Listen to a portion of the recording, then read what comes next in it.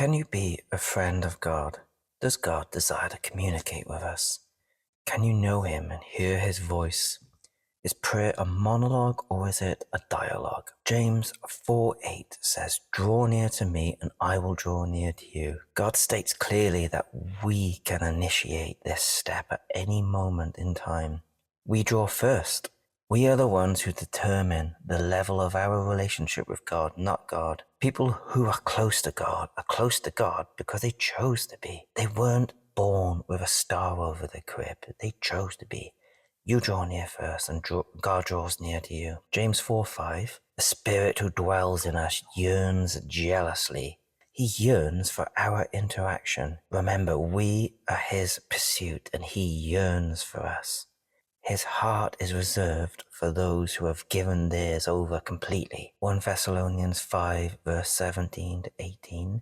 Pray without ceasing. In everything give thanks. If God is telling us to pray without ceasing, that tells us that He is willing to communicate without ceasing. He tells us to never stop praying. And if prayer is a dialogue, a two-way conversation, it means that He is willing to talk to us at any point in the day. Psalms 139 verse 17 to 18. Your thoughts about me, O God, outnumber the grains of sand.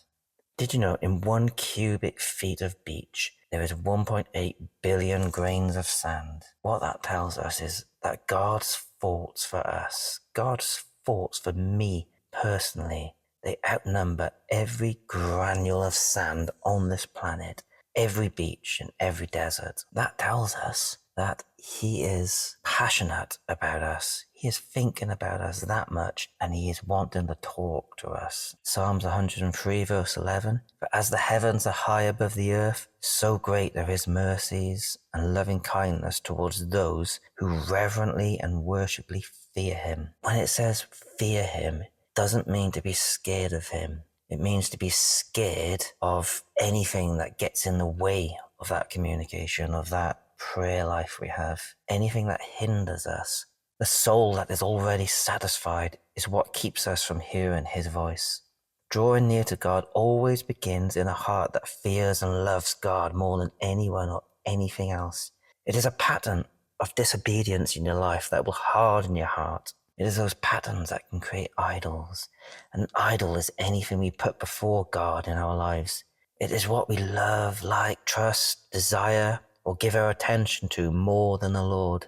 An idol is what you draw your strength from or give your strength to. It is anything you have to check with before you say yes to the Holy Spirit when He talks to you. A spiritual law that never changes is we will hunger for what we feed on. And the only way we can create and maintain a hunger for God is to protect our soul by choosing what we fill it with. The soul that is already satisfied is what keeps us from hearing His voice. Draw near to Him. Take that step. Initiate it. Draw close to Him.